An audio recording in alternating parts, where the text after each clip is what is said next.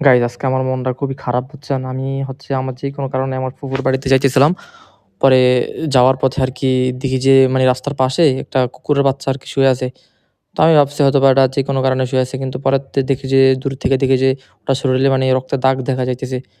পরে আমি কাছে গেলাম যায়া দেখি যে এই অবস্থা এটা হয়তোবা কোনো মানে বাইকের সাথে বা সিএনজির সাথে কোনভাবে অ্যাক্সিডেন্ট হইয়া রাস্তার পাশে এসে পইড়া রইছে। কি একটা অবস্থা শরীরের মধ্যে রক্তের দাগ মানে এমনভাবে ইয়ে হয়ে আছে।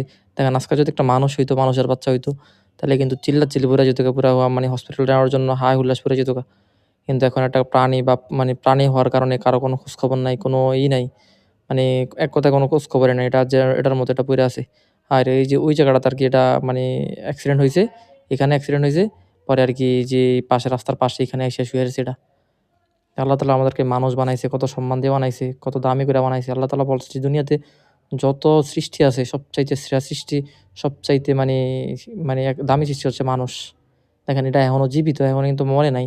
মানে এখনো ওই যে পেট লড়তেছে। মানে মৃত্যুটা যে কি কষ্ট আল্লাহ! এখনো এই যে এটার পেট লড়তেছে।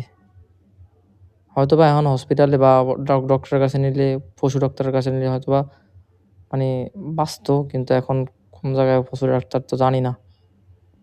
আল্লাহ! কি একটা অবস্থা! মৃত্যুটা যে কি আল্লাহ! কখন চইলা আসে বলাই যায় না।